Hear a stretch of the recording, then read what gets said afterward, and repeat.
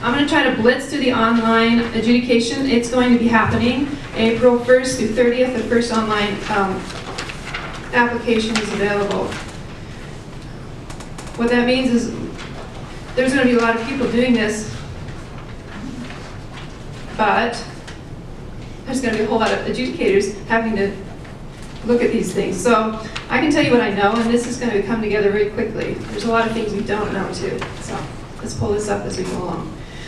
So the guidelines for the adjudication are the same for in-person events as they are for online events. It's the same pool of adjudicators. So when you pass today and you get your certification, still thinking, then you will be put in a group by level and by instrument, and that will be a pool that you're pulled from. And we're working with the states to create something the same variety. So I think every state should have ASTICAP lists on their solo ensemble list on their website. So we're working on that. Obviously one big question, and this one big question is, well, obviously we're only doing 4 today.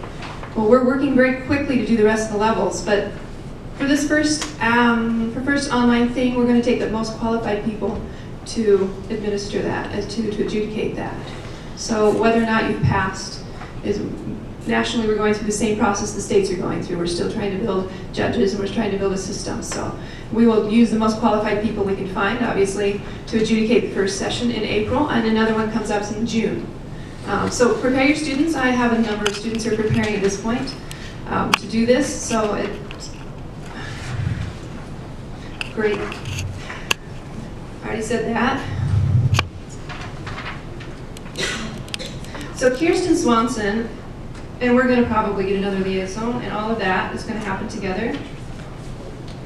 But she is really administrator. She administrates directly, and she's directly in charge of what goes on in the online system, just like Leah's in charge of what goes on in the hands-on world. Okay? Basic guidelines. Now I'm just going to talk to this because my computer has decided it's going to be slow. So when you go into and you log into Decision Desk, I'm going to try this one more time. Is it possible that Marriott wants your computer to sign in again? Oh, you maybe? Yeah, I didn't. Oh, here we go. So you sign up, and I'm an administrator, so I get this board. You won't see the same thing, but when you're picked to be an adjudicator, you'll get this same kind of board. So I want to go into this one here. Just talk through this really quickly. There's Melody Trill, and we'll look at her in a second again. So here, my reviews is where you're going to go, because there'll be a list of reviews that's been assigned to you to do. Now, if we go to, say, Melody Trill here, to review, because we're not in the review time right now, that will be starting in May 1st and go to May 30th. That review will take a month probably. We hope less, but we're prepared. So then this side this part says assigned reviewers, will be full of the rubric. This will have all the rubric information here. It's not here right now. And the reason for that two-part is, one, that it's not the season or it's not the time. They'll put it up when it's time so that this can't be accessed for any reason. And then secondarily, there's going to be some adaptation so we can use the new rubric in that. And that rubric is really hot off the press. Like, it got done maybe 3 days ago. This is what went into the Decision Desk software as an adjudicator. Your users, as they call them on this program, either direction. They're the people here who want their performance adjudicated by you. So these folks will be listed here. Notice that there are no names or indications of where they might be from, and that's okay. That is for both the teacher and the student. So when you come in here to look at this, you'll just have a list. Most teachers will have 10 or 12. Okay, most adjudicators.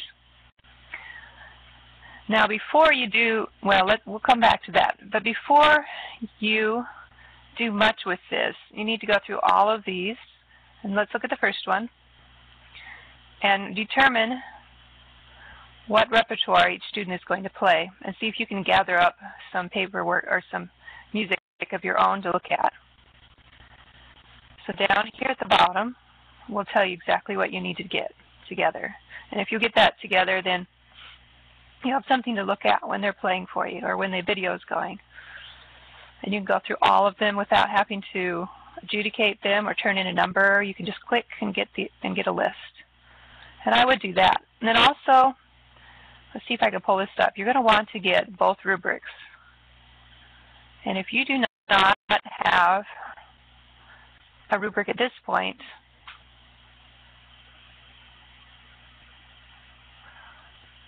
then you need to download one. And that's we have those available, widely available online at the ASTA website. You can also ask the online administrator to send you a copy of those. But let me open up this one.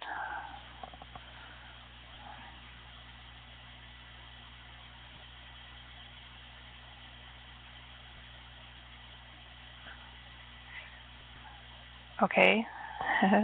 Hi. Try that again.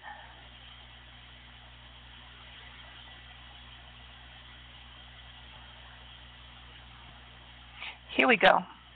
So what you see here, this is those strings evaluation. There are two of them. One's foundation to level 4, and the other one is 5 through 10. This one has two sides. One is for the commentary, and the other side is for the numbers. Now, if you didn't watch the previous video of how to do this, I would suggest doing that. You can't really see this at the bottom of this paper, but when you get this printed out, you'll see that on the very bottom of this is a place where you can write in all of the information of the student, their pieces they're going to play, in that spot. It's upside down on purpose, so you can just flip the bottom of the paper up to remind yourself what piece they're playing. So that's all on there. And you can use a color system or you can use a letter system. It doesn't really matter. That's not important. Okay, so let's go back.